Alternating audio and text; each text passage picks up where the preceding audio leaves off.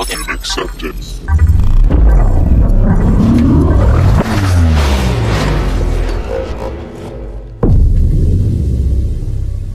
Oke, baik, bertemu lagi dengan saya Randi Junianto. Kali ini kita akan membahas tentang kekuatan super imajinasi. Nah, menurut pandangan banyak orang, bahwasanya imajinasi itu ya cuma sekedar ngimpi-ngimpi aja. Jadi tidak berhubungan dengan kenyataan. Artinya kalau orang-orang ngimpi-ngimpi itu bebas-bebas aja sih. Toh kenyataan juga tidak akan berubah walaupun bermimpi sedemikian rupa. Tetapi dalam filsafat ternyata ditemukan bahwa imajinasi ini juga berpengaruh terhadap kenyataan, khususnya dalam hal batas imajinasi kita. Kalau kita bisa membayangkan sesuatu, maka sesuatu yang kita bayangkan itu mungkin ada di kenyataan. Ada sebuah teka-teki lama dalam filsafat, yaitu hubungan antara imajinasi dengan kenyataan. Kita bisa membayangkan sesuatu yang kita bisa bayangkan itu mungkin ada di kenyataan ini. Atau bahkan tidak, ini adalah suatu teka-teki karena menurut para filsuf seperti René Descartes atau David Hume di abad ke-17-18, mereka itu percaya bahwa cara kita berimajinasi sesuatu itu juga memberikan petunjuk bagi batas-batas kemungkinan kenyataan ini. Artinya kalau kita bisa membayangkan sesuatu, misalnya gunung yang terbuat sepenuhnya dari emas, maka gunung emas itu mungkin ada di kenyataan ini. Dia bukan sesuatu yang tidak mungkin, dia menjadi sesuatu yang mungkin, akan tetapi kalau kita tidak bisa membayangkannya, ya toh percuma saja. Misalnya gunung tanpa lereng, sesuatu gunung tidak ada lerengnya, bisakah kita membayangkan itu? Tentu saja tidak bisa. Karena gunung secara definisi dalam intuisi kita akan langsung mengasosiasikannya dengan dua atau lebih lereng. Karena menurut definisi bahwasanya gunung itu didukung adanya lereng itu. Demikian pula dengan segitiga. Kita tidak mungkin membayangkan suatu segitiga jikalau tidak memiliki tiga sudut. Misalnya sudutnya cuma satu, maka itu bukan segitiga. Jadinya sesuatu baru bisa kita katakan segitiga kalau dia memiliki tiga sudut.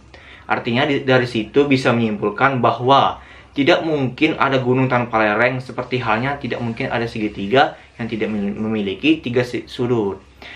Nah, dari sini bisa disimpulkan bahwa jika sesuatu itu dapat dibayangkan, maka sesuatu itu mungkin ada di kenyataan, dan sebaliknya juga begitu.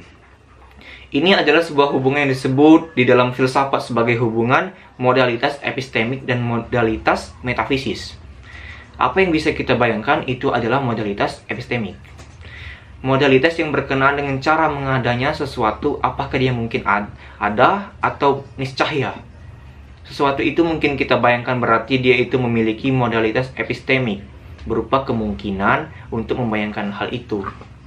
Sedangkan sebagian yang lainnya, ini disebut sebagai modalitas metafisis, karena sesuatu itu mungkin ada. Artinya di sini dia merupakan bagian dari kemungkinan dalam kenyataan, bahwa dia mungkin ada. Jadi ada hubungan tertentu antara modalitas metafisis dan modalitas epistemik. Kalau sesuatu itu mungkin ada di bayangan, maka sesuatu itu mungkin ada juga. Apa jaminannya? Sebetulnya di sini kita belum melihat suatu argumen yang menunjang hal itu, tetapi seorang filsuf bernama David Chalmers menunjukkan bahwa ternyata ada argumen yang kokoh yang melandasi hal itu, yang memungkinkan kita untuk menarik kesimpulan bahwasanya dari sesuatu itu yang terbayangkan ke sesuatu yang mungkin ada di kehidupan nyata. Ini disebut sebagai segitiga emas yang menyatukan masalah metafisika, masalah epistemologi, dan masalah filsafat bahasa. Ketiga hal ini bersatu dalam apa yang disebut ketiga tesis utama, yaitu tesis Kant, tesis Frege, dan tesis Carnap. Nah, tesis yang pertama ini tesis Kant. Ini dicetuskan oleh seorang filsuf yang bernama Immanuel Kant yang berasal dari Jerman di awal abad ke-18-19. Dia mencetuskan bahwa sebuah tesis yang menyatakan bahwa kalau sesuatu itu dikenali mendahului pengalaman, itu yang disebut sebagai a priori, yang mendahului pengalaman itu, maka sesuatu itu niscaya, sesuatu itu tidak bisa tidak seperti itu. Misalnya pengetahuan matematis bahwa 2 tambah 2 itu sama dengan 4. Ini adalah sesuatu yang a priori, karena Dia tidak memerlukan pengalaman untuk bisa kita menghasilkan pengetahuan seperti ini. Kita hanya perlu tahu aturan-aturan cara menggunakan tanda plus, tanda sama dengan, bilangan 1, 2, dan 3, dan seterusnya. Agar kita kemudian menghasilkan pengetahuan bahwasanya 2 tambah 2 itu sama dengan 4. Artinya, tidak dibutuhkan pengalaman untuk bisa mengakses itu. Maka dia disebut a priori. Nah, karena dia a priori, maka dia pasti juga niscaya. Tentu saja 2 tambah 2 itu sama dengan 4. Itu sesuatu yang niscaya. Kita tidak bisa membayangkan sesuatu dunia lain di mana misalnya 2 tambah 2 4, 2 tambah 2 itu sama dengan 15. Karena itu tidak konsisten, kontradiktif. Dengan demikian, tesis Kant tadi berlaku apa yang a priori adalah niscaya. Dan sebaliknya, kalau sesuatu itu niscaya, maka dia a priori. Nah, sekarang ada tesis kedua, yaitu disebut tesis Frege. Diciptakan oleh seorang logikawan Jerman juga yang bernama Gottlob Frege. Dia menyatakan bahwa hal yang sama maknanya memiliki intensi yang sama. Maka itu tidak informatif. Artinya kita punya kata misalnya bujangan yang sama maknanya dengan lelaki yang belum menikah. Dengan ini menyatakan bahwa bujangan adalah lelaki yang belum menikah. Itu tidak informatif karena dia hanya menyatakan sinonim dari kata itu.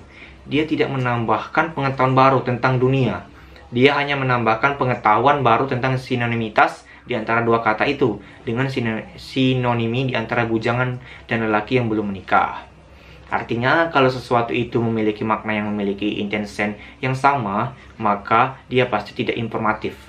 Kita bisa menukarkannya.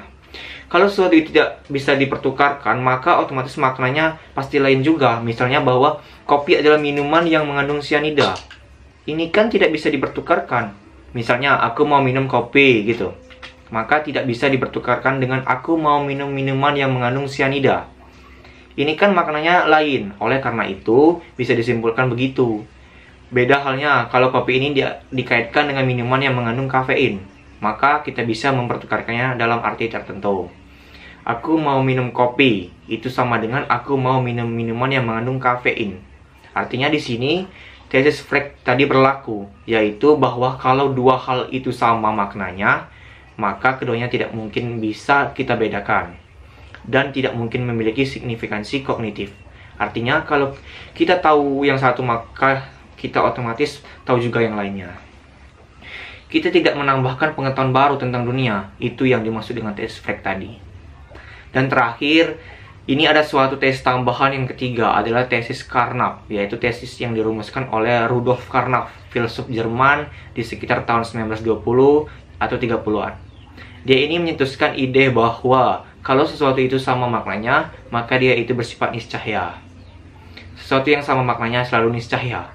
Artinya kalau bujangan adalah lelaki yang belum menikah, dan makna bujangan itu bisa didefinisikan sebenarnya sebagai lelaki yang belum menikah. Maka keduanya ini niscaya ada gitu. Di mana ada bujang, misal kita bayangkan suatu dunia di sana ada bujang, maka di sana pula bujang ini adalah lelaki yang belum menikah. Jadi kemanapun kita variasikan dunia ini, namun tetap saja bahwa bujang adalah lelaki yang belum menikah. Maka di situ dapat disimpulkan bahwa persamaan makna itu artinya sama dengan niscaya. Sesuatu yang berlaku di sembarang dunia yang mungkin kalau kita buat variasi skenario dunia yang berbeda-beda. Dunia di mana tidak ada aku, tidak ada dia, dan tidak ada kita. Kita variasikan sesuatu sama lain.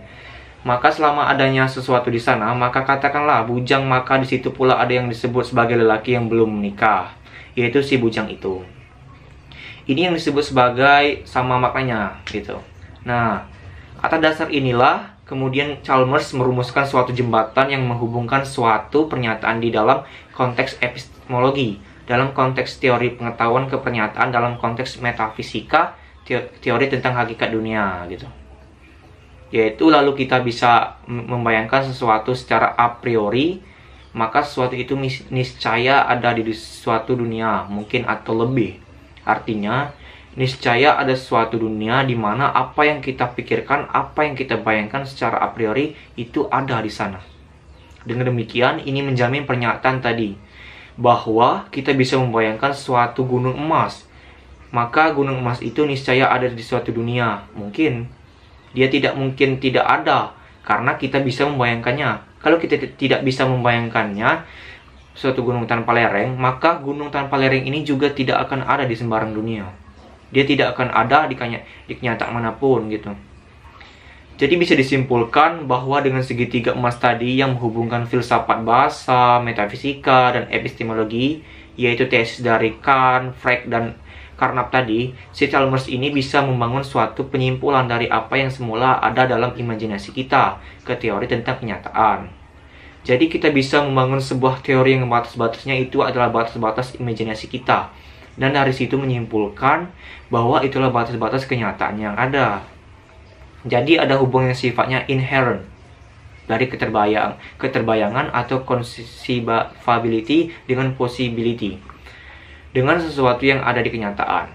Ini bukanlah dua hal yang terpisah sama sekali, tapi sebetulnya terhubung satu sama lain dengan begitu eratnya. Ini dijamin oleh segitiga emas tadi. Dengan demikian, bisa disimpulkan bahwa imajinasi itu bukan suatu khayalan kosong saja. Dia sebetulnya adalah pandu yang akurat, yang bisa diandalkan bagi kita untuk menjelajahi dunia-dunia kemungkinan. Menjelajahi aneka bentuk dunia yang sesuatu yang mungkin ada di kenyataan ini. Bukan hanya di dalam pikiran atau bayangan atau imajinasi kita. Dan di sini yang menariknya, bahwa sesuatu yang menjadi sebetulnya hanya ada di dalam kepala kita, imajinasi kita ternyata terhubung langsung dengan struktur dari kenyataan itu sendiri. Kalau kita bisa memvariasikan imajinasi kita, maka kita memvariasikannya juga kenyataan ini di dalam arti tertentu. Kemungkinan-kemungkinannya itu. Jadi dapat dikatakan bahwa modalitas epistemik merupakan landasan dari modalitas metafisis. Apa yang bisa kita bayangkan adalah juga apa yang mungkin ada di kenyataan ini.